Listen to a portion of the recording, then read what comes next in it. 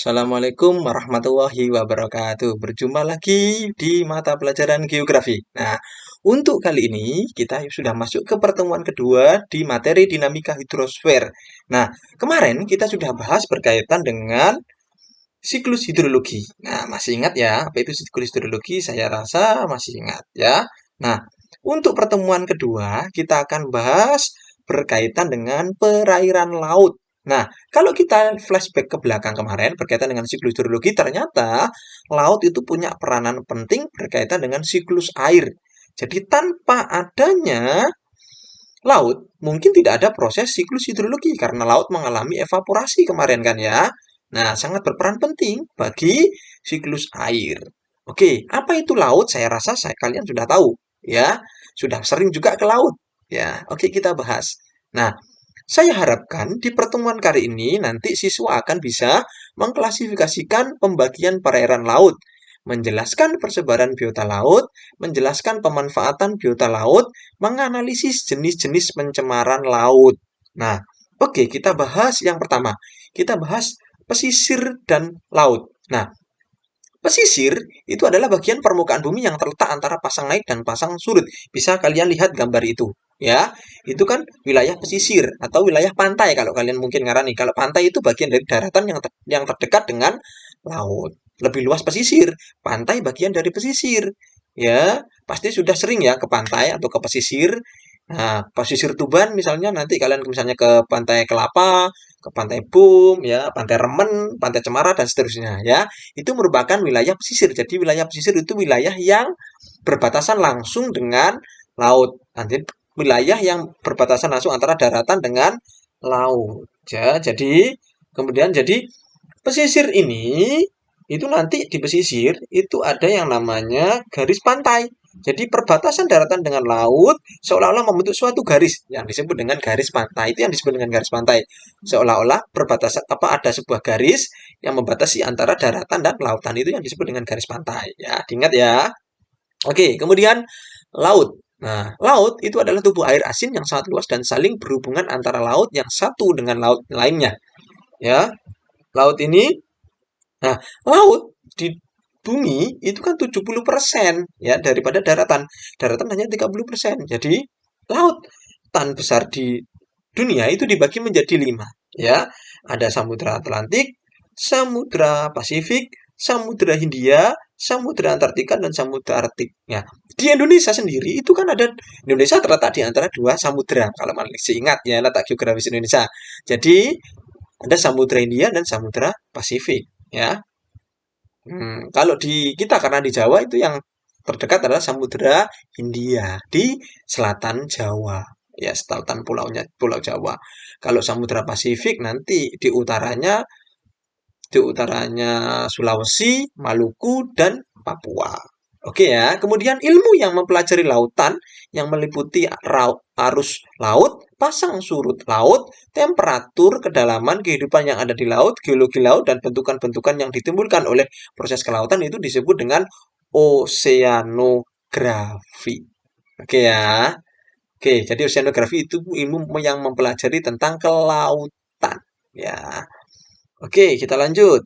Ada yang tanyakan nanti disimpan dulu. Nah, kemudian sekarang kita bahas berkaitan dengan klasifikasi pembagian perairan laut. Nah, yang pertama berdasarkan luas dan bentuk. Itu dibagi menjadi 4. Ada teluk, selat, laut, dan samudra. Kalau teluk itu bagian laut yang menjorok ke daratan. Nah, teluk itu bagian laut yang menjorok ke daratan. Ya, artinya ada lekuan itu ya di daratan yang berbatasan dengan laut. Nah, teluk ini misalnya Teluk Asmara kalau pernah dengar ya. Kemudian teluk di Pantai Perigi ya, teluk di banyak lah. Pokoknya ada lekuan yang ada di itu ya, ada di wilayah laut ya.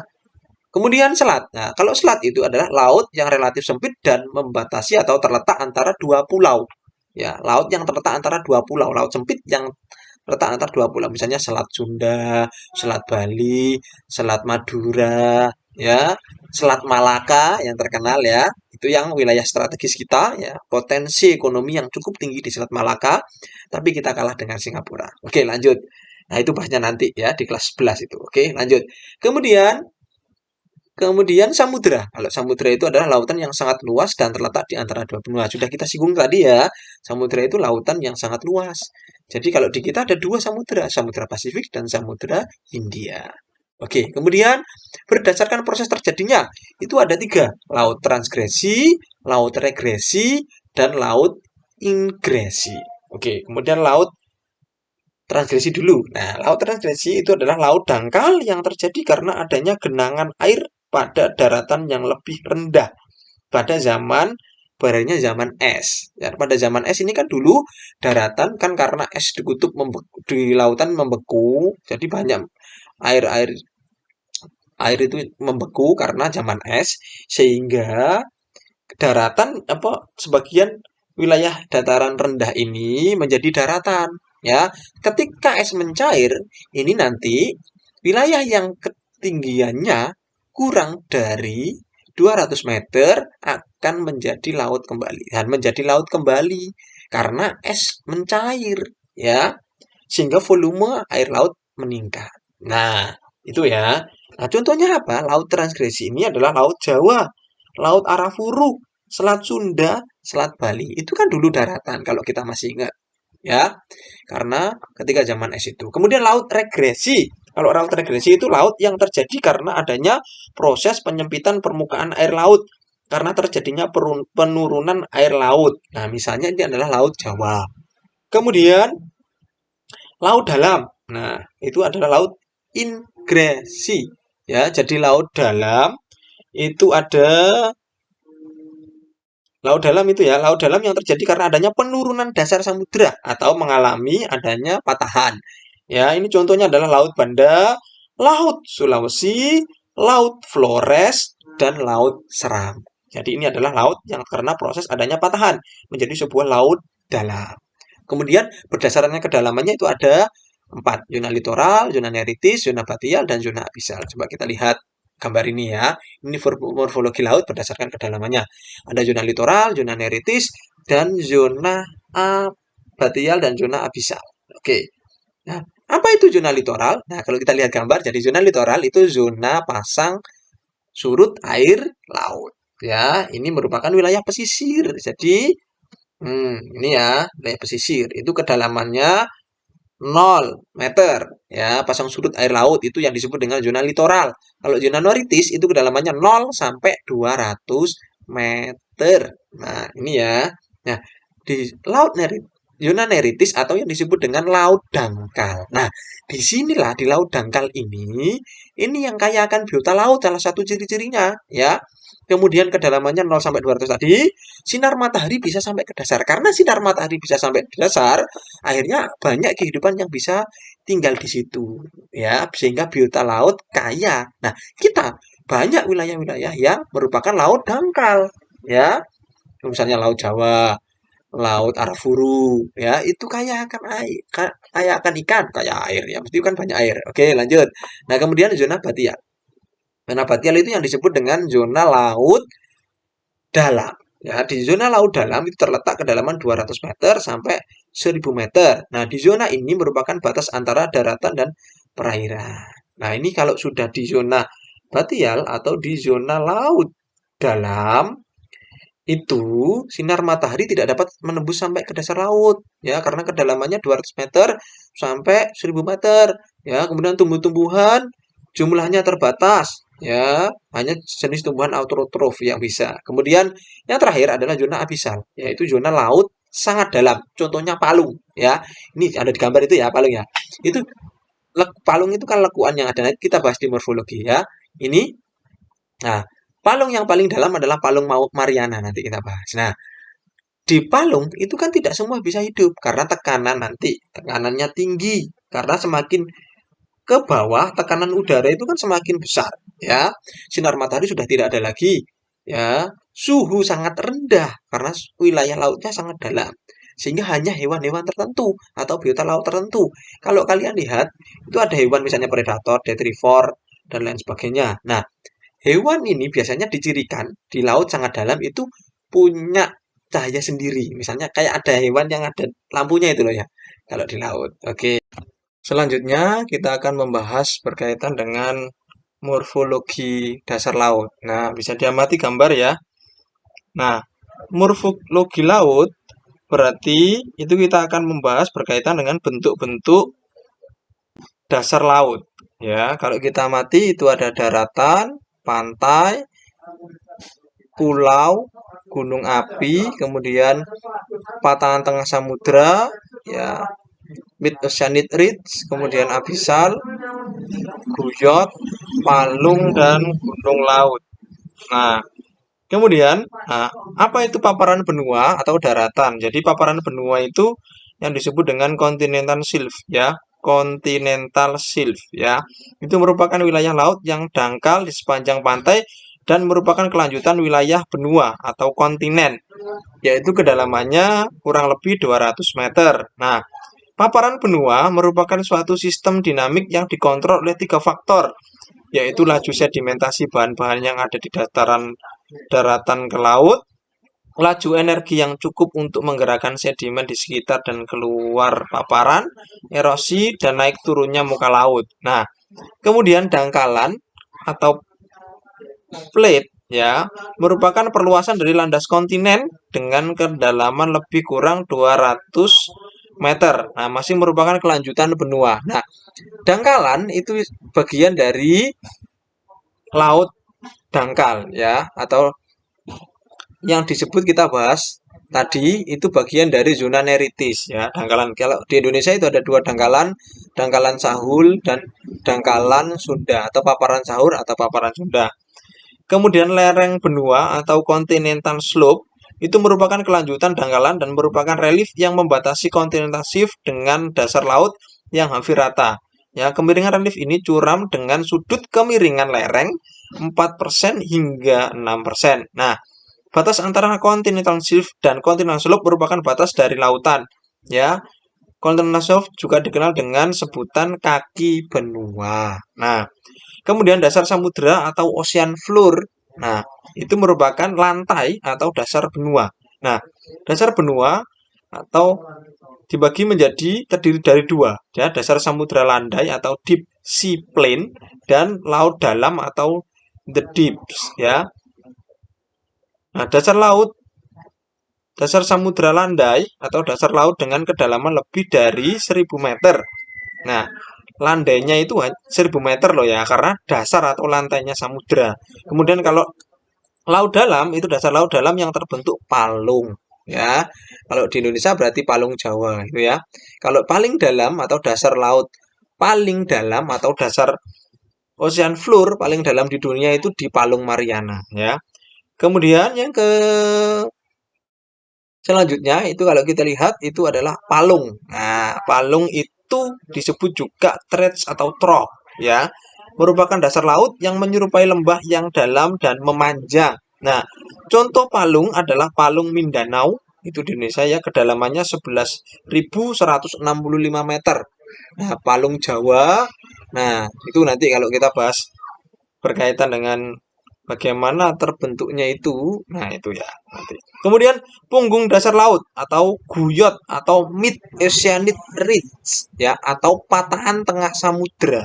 Nah, ini kalau kita lihat di litosfer kemarin itu ada gerak lempeng. Nah, akibat gerak lempeng ini ya, gerak lempeng divergen yang saling menjauh ini akan membentuk patahan tengah samudra atau mid oceanic ridge ya. Nah, mid oceanic ridge itu berupa gunung di dasar laut yang bentuknya serupa dengan seamount ya, atau gunung laut ya, tetapi bagian puncaknya datar ya. Ini yang membedakan antara seamount dan mid oceanic ridge. Kemudian kita bahas itu guyot ya. Kemudian kita bahas gunung api ya, atau seamount ya. Gunung api di bawah laut adalah sebuah gunung yang naik dari dasar laut yang tidak sampai naik hingga permukaan air, permukaan laut, dan dengan demikian bukanlah juga sebagai pulau. Sebuah pulau umumnya ditemukan terbentuk dari proses pembentukan gunung berapi dan muncul pada kedalaman mulai dari 1000 sampai 4000 meter. Nah, kemudian ambang laut, ya. Ambang laut itu atau disebut juga drempel adalah relief dasar laut berupa bukit dalam laut yang memisahkan dua pulau. Nah, contohnya ambang laut adalah Laut Sulu, ya, yang sebagian dikelilingi pulau-pulau dan laut dangkal di Sulawesi yang dipisahkan oleh ambang yang ada di Kepulauan Talaut. Ya, itu di Sulawesi. Kemudian lubuk laut atau basin, ya, atau cekungan dasar laut, ya. Lubuk laut itu berupa depresi laut atau cekungan berbentuknya bulat atau lonjong. Contohnya lubuk laut di Eropa, lubuk laut Banda, lubuk laut Sulawesi, lubuk laut Sulu, lubuk laut Kanari, Cape Verde Mediterania, dan Teluk Meksiko. Itu berupa cekungan atau lubuk laut atau basin, ya. Kemudian yang terakhir adalah punggung laut. Ya, punggung laut adalah rangkaian perbukitan di dalam laut dan kadang-kadang muncul di permukaan laut. Punggung laut terjadi karena tenaga endogen yang berupa proses tekanan vertikal. Contohnya punggung laut Sibolga. Oke, lanjut. Berkaitan dengan sekarang adalah berkaitan dengan pembagian perairan laut. Oke. Oke. Nah, gerakan air laut sekarang kita bahas. Nah, pasang surut air laut itu dipengaruhi oleh dua hal, yaitu pasang purnama dan pasang perbani. Apa itu pasang purnama? Pasang purnama itu terjadinya pasang naik dan pasang surut tertinggi atau besar biasanya terjadi pada tanggal 1 dan 14 saat bulan purnama. Nah, di saat posisi bumi, bulan, matahari berada pada satu garis konjungsi atau disebut dengan konjungsi satu garis. Ini gambar ini ya. Ini pasang purnama. Kalau pasang perbani, pasang naik dan pasang surut terendah kecil terjadi pada tanggal 7 dan 21 kalender bulan. Di saat posisi matahari, bulan, bumi membentuk sudut 90 derajat itu ya, gambar itu ya. Oke, kemudian sekarang adalah gelombang laut. Nah, ini gelombang laut itu terjadi karena tiga hal, ya. Angin menabrak pantai dan gempa bumi, ya. Karena angin misalnya, gelombang terjadi karena adanya gerakan angin di permukaan. Oleh karena itu arah gelombang sesuai dengan arah angin. Jadi karena adanya angin, gelombang atau air itu akan bergerak, air laut bergerak, itu yang menyebabkan munculnya gelombang laut, ya. Kemudian karena menabrak pantai, gelombang yang sampai ke pantai akan terjadi hempasan dan pecah. Air yang pecah itu akan terjadi arus balik dan membentuk gelombang. Nah, oleh karena itu arahnya akan berlawanan dengan arah datangnya gelombang. Ya, itu gelombang balik ya. Ya, atau backwash namanya. Oke. Kemudian karena gempa bumi. Nah, karena terjadi karena adanya gempa bumi dasar laut, gelombang yang ditimbulkan biasanya besar sekali atau yang disebut dengan tsunami. Ingat tsunami di Aceh, tsunami Selat Sunda, tsunami di Palu, sangat membahayakan. Oke ya. Sekarang kita lanjut berkaitan dengan gerakan permukaan gelombang, ya. Itu ada tiga. Gerak osilasi. Ya, gerak osilasi itu gerak gelombang akibat molekul air bergerak melingkar di laut lepas. Nah, gelombang ini memiliki tinggi dan lembah gelombang. Nah, puncak gelombang akan pecah di dekat pantai yang disebut breaker atau gelora. Itu gerak osilasi. Muncul breaker atau gelora. Kemudian gerak translasi. Ya, gerak osilasi yang telah pecah tadi itu lalu seperti membentuk garis pantai, bergerak searah dengan garis gelombang tanpa diimbangi gerakan mundur. Nah, gelombang ini tidak memiliki puncak dan lembah. Tadi kalau osilasi punya puncak dan lembah. Nah, dikenal dengan istilah surf. Nah, gelombang ini dinamakan untuk olahraga surfing. Itu gerak translasi. Pantai-pantai yang punya gelombang surf. Ya, ini gerak itu gerak translasi namanya. Oke, kemudian gerak swash dan backswash. Nah, ini tadi saya bilang, gerakan ini merupakan gelombang yang telah menyentuh garis pantai. Kedatangan gelombang itu disebut swash. Nah, kemudian kalau gelombang menabrak pantai tadi, kembali ke laut, itu namanya backswash. Oke ya, paham ya? Oke, kalau translasi tadi ingatnya adalah berkaitan dengan surfing, ya, tidak ada puncak dan lembah gelombang. Kalau osilasi ada puncak gelombang. Nah, akan pecah di pantai. Kemudian kalau gerakan swash dan backswash itu Gelombang yang datang ke pantai itu namanya swash, yang kembali itu back swash. Saya bilang tadi juga begitu. Oke. Nah, ini berkaitan dengan arus laut. Nah, ini arus laut di dunia, ya. Nah, arus laut sendiri itu kan adalah gerakan massa air laut dari suatu tempat ke tempat lain, baik secara vertikal maupun secara horizontal, gerakan ke samping. Nah, pergerakan ini dipengaruhi oleh arah angin, perbedaan tekanan air, perbedaan densitas air, gaya Coriolis, dan arus Ekman. Ya, Coriolis itu kan mempengaruhi aliran massa air. Ya, dari di mana gaya ini akan membelok arah mereka dari arah yang lurus. Kemudian dipengaruhi oleh upwelling. Upwelling itu sebuah fenomena di mana air laut yang lebih dingin dan bermassa jenis lebih besar dari dasar laut bergerak ke permukaan akibat pergerakan air di atasnya. Kemudian downwelling, gerakan massa air permukaan turun ke dasar laut. Oke ya, ini. Nah, ini yang merah itu adalah arus panas. Kalau yang biru ini adalah arus dingin. Kalau di kita itu dipengaruhi arus panas dua-duanya. Nah, Jepang itu merupakan wilayah yang kaya akan biota laut karena pertemuan arus panas dan arus dingin. Itu ada arus Oyashio dan Kuroshio kalau kita lihat tadi. Oke ya. Oke, kalau kita lanjut. Sekarang kita bahas klasifikasi laut berdasarkan pembagiannya. Itu ada batas wilayah laut, ya. Itu ada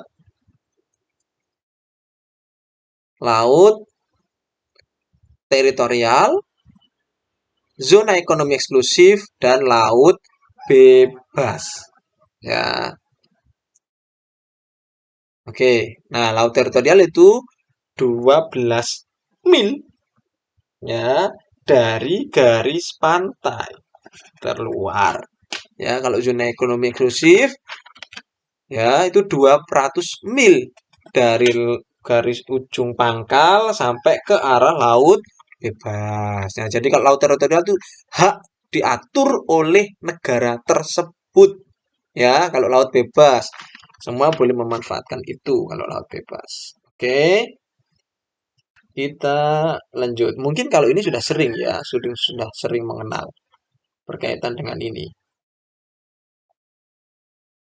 Ya, jadi kalau Leona Exolum Philosophy itu adalah 200 mil ke arah laut terbuka atau diukur dari garis dasar. Ya, zona ekstremis ini kebebasan pelayaran dan pemasangan kabel serta pipa di bawah permukaan laut tetap diakui sebagai sesuatu dengan prinsip-prinsip hukum laut internasional. Jadi di zona ekonomi eksklusif itu berlaku hukum laut internasional. Kalau landas kontinen itu, nah landas kontinen itu untuk dasar laut yang secara geologis maupun morfologis merupakan lanjutan dari sebuah kontinen. Ya, kedalaman lautnya kurang dari 200 mil ya, diukur dari garis dasar paling jauh 200 mil ya. Oke, lanjut. Laut teritorial 12, zona eksklusif 200, ya, landas kontinen juga 200 mil, tapi untuk benua. Oke, laut bebas boleh. Kemudian keanekaragaman biota laut. Oke, potensi sumber daya dan pemanfaatan keanekaragaman. Nah, biota laut itu ada banyak ya. Nah, ini ya. Biota laut di Indonesia ada plankton, nekton, bentos, perikanan, hutan mangrove, terumbu karang. Ya, terumbu karang. Apa itu plankton?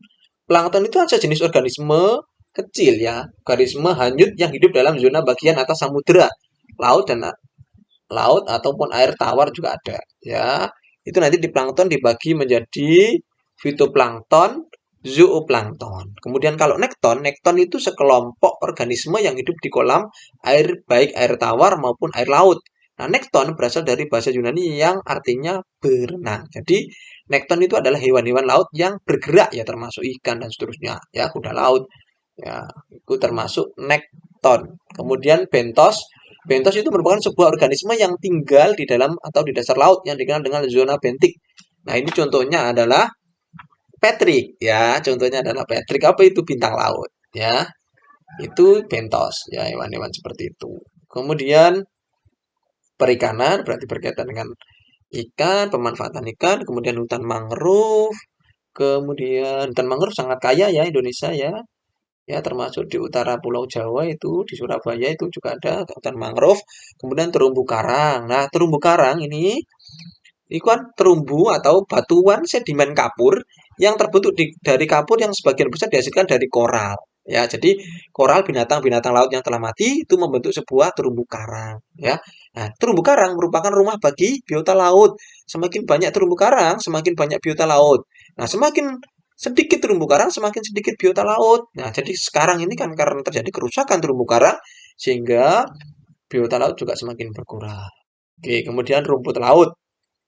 Ya, rumput laut ini sangat banyak manfaat kalau kalian memakan agar-agar ya. Nah, itu yang sering. Ya,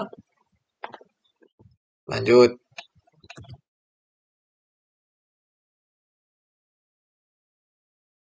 Nah, kemudian ini manfaat laut bagi kehidupan manusia ada tempat rekreasi, hiburan, pembangkit listrik, tenaga air laut, ya, mikrohidro, ya, pembangkit listrik, tenaga angin dan seterusnya. Ini ya, tempat sumber makanan. Jadi ikan coba lihat begitu besar ikan ya, nggak kalian makan, nggak kalian rawat, tapi bisa dipanen setiap hari. Ya bayangkan. Termasuk budidaya rumput laut juga nanti ya. Jalur transportasi ya, menghubungkan wilayah antar wilayah ya untuk transportasi laut ya, menggunakan kapal. Nah, pertahanan keamanan, pengatur iklim. Nah, ini ya, pengatur iklim. Oke. Nah, ini coba. Nah, pencemaran laut ini membahayakan ya. Bahan kimia yang tercemar, kemudian kena plankton, plankton dimakan binatang, binatang nanti ikan, ikan dimakan manusia, manusia bisa keracunan. Ya, karena perairan laut tercemar. Oke, nah, pencemaran perairan laut, sumber pencemaran laut dan pantai ini ada aktivitas manusia, limbah domestik industri, pantai, kegiatan radioaktif alam, pencemaran oleh kapal laut, penambangan dasar laut, pencemaran minyak dan logam berat. Ya. Kemudian dampak pencemaran laut dan pantai. Kerusakan ekosistem mangrove dan terumbu karang. Yang ini yang bahaya ya. Kerusakan mangrove sudah terjadi, kerusakan terumbu karang juga sudah terjadi. Ya, kemudian kerusakan pantai, tercemar banyak sampah sekarang ya di laut. Nah, itu juga berbahaya bagi biota laut, bagi kelangsungan hidup kita juga berbahaya. Kalau binatang laut atau biota laut itu tercemar, nanti kita makan juga. Kita juga tercemar berarti nanti ya. Kemudian kematian sumber daya hayati ini sering terjadi juga. Ya, kemudian apa upaya yang bisa kita lakukan untuk menjaga kelestarian di laut? Ya, yang pertama adalah konservasi ekosistem di pantai. Kita jaga kelestariannya. Ya, dengan cara apa? Dengan menanam tanaman bakau, menjaga abrasi, ya, melakukan pemeliharaan terumbu karang. Nah, kemudian konservasi hutan mangrove tadi. Kemudian ekosistem pantai kita jaga. Nah, kelestariannya dan seterusnya. Nah, itu yang bisa kita pelajari hari ini.